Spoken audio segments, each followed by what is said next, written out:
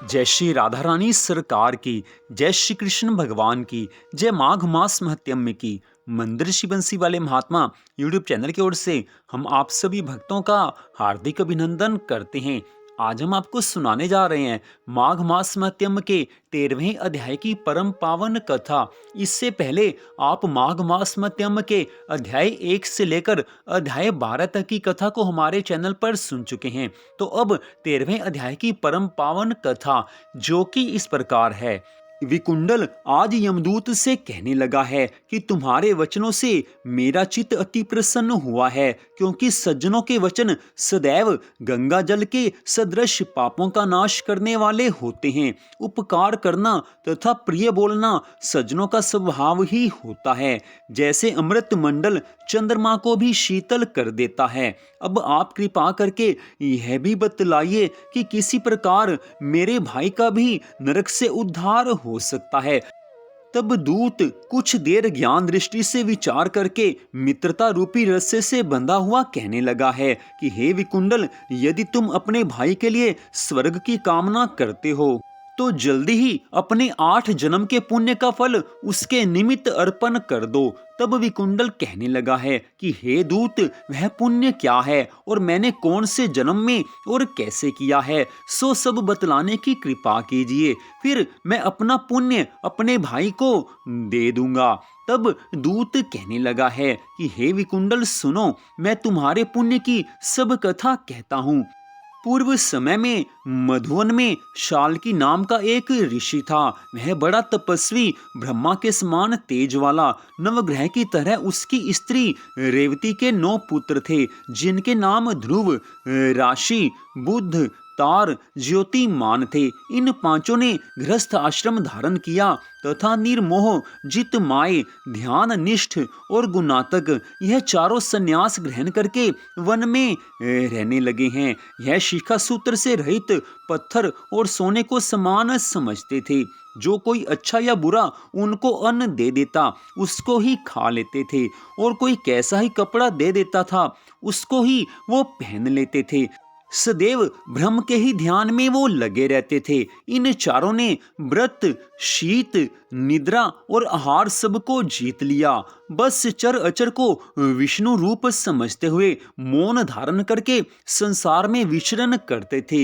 ये चारों महात्मा तुम्हारे घर आए, तब तुमने मध्याह्न काल के समय भूखे प्यासे इनको आंगन में देखा तो तुमने गदगद कंठ से आंखों में आंसू भरकर इनको नमस्कार करके बड़ा आदर सत्कार किया। इनके चरणों को धोकर बड़े प्रेम से तुम इनसे कहने लगे कि आज मेरे अहोभाग्य हैं, आज मेरा जन्म सफल हुआ है, आज मुझ पर भगवान की अनंत कृपा हुई है, परमपिता परमात्मा ने मुझ पर आज अनंत कृपा की है, मुझ पर भगवान आज अति प्रसन्न हुए हैं, मैं आज सनाथ हुआ हूँ।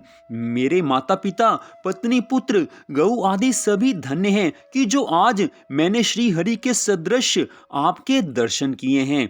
सो हे विकुंडल, इस प्रकार तुमने श्रद्धा से उनका पूजन किया और चरण धोकर जल को अपने मस्तक से लगाया है। फिर विधि पूर्वक पूजन करके तुमने इन सन्यासियों को भोजन करवाया। इन सन्यासियों ने भोजन करके रात को तुम्हारे घर में विश्राम किया और ब्रह्म के ध्यान में लीन हो गए। इन सन्यासियों के सत्कार से जो पुण्य तुमको मिला सो मैं भी कहने में असमर्थ हूँ, क्योंकि सब भूतों में प्राणी श्रेष्ठ है। प्राणियों में बुद्धि वाले, बुद्धि वालों में मनुष्य, मनुष्यों में ब्राह्मण, विद्वानों में पुण्यात्मा और पुण्यात्माओं में ब्रह्मज्ञानी सर्वश्रेष्ठ हैं। ऐसी ही संगति से बड़े बड़े पाप नष्ट हो जाते हैं। संत महात्माओं का सत्संग, ज्ञानी पुरुषों का सत्संग सदा ही भव सागर से पार करने वाला है। इसीलिए सत्संग की बड़ी महिमा कही गई है। यह पुण्य कार्य तुमने 8वें जन्म में किया था, सो यदि तुम अपने भाई को नरक से मुक्त करवाना चाहते हो तो यह पुण्य उसको दे दो। तुम्हारे इस पुण्य कार्य के अर्पण करने मात्र से तुम्हारा भाई नरक से छुटकारा पा जाएगा। आज दूत के ऐसे वचन सुनकर विकुंडल को अति प्रसन्नता हुई है। ठीक उसी समय विकुंडल ने प्रसन्न चित्त से अपना पुण्य अपने भाई कुंडल को दे दिया और वह नरक से मुक्त हो गया और दोनों भाई देवताओं से पूजित किए गए। तब दूत अपने स्थान को चला गया। इस प्रकार उस व्यापारी के पुत्र विकुंडल ने अपना पुण्य देकर अपने भाई को नरक की यातना से छुड़वा दिया। सो है राजन, जो कोई इस कथा को पढ़ता या सुनता है वह 1000 गौदान का फल प्राप्त कर लेता है। बड़ी सुंदर कथा का वर्णन आज इस 13वें अध्याय में किया गया है। स्पष्ट बताया गया है कि संत महात्माओं का सत्संग, ज्ञानी पुरुषों का सत्संग सदा ही भगवान की प्राप्ति करवाने वाला है। और यहाँ पर तो बड़ी आश्चर्य की बात हुई है कि नरक में कुंडल पड़ा हुआ था, विकुंडल का भाई नरक में पड़ा था, लेकिन विकुंडल के पुण्य कर्मों के प्रभाव से कुंडल की मुक्ति हो गई, उसको नरक से छुटकारा मिला और दोनों ही स्वर्गलोक को चले गए। तो यही तो प्रभाव होता है संत महात्माओं के सत्संग का। विकुंडल ने केवल एक दिन 4 ज्ञानी पुरुषों की, संत महात्माओं की सेवा की थी, उसका पुण्य उसको इतना मिला कि उसके भाई की नरक से मुक्ति हो गई। इसीलिए हमारे सभी धर्म ग्रंथों में कहा गया है कि संत महात्माओं का सत्संग सदा ही भगवान की प्राप्ति करवाने वाला है, जीवन में सुख शांति आनंद प्राप्त करवाने वाला है और भवसागर से पार करवाने वाला है, क्योंकि संत महात्मा सदा भगवान के ध्यान में लीन रहते हैं। इसलिए सच्चे संत महात्माओं का सत्संग करना सदा ही भगवान की प्राप्ति करवाने वाला है। तो यहीं पर माघ मास मध्यम के 13वें अध्याय की कथा का विश्राम होता है। तो मंदऋषि बंसी वाले महात्मा यूट्यूब चैनल की ओर से आज की इस कथा को सुनने के लिए आप सबका हार्दिक धन्यवाद। माघ मास के इस पावन समय में आप अधिक से अधिक भगवान की भक्ति कीजिए, भगवान के मंगलमय नामों का जाप कीजिए।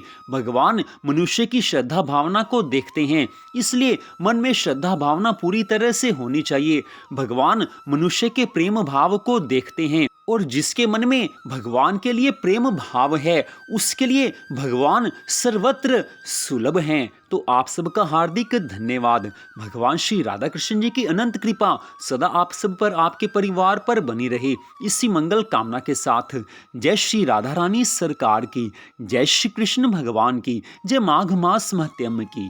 जय जय श्री राधे, जय जय श्री राधे, जय जय श्री राधे श्याम।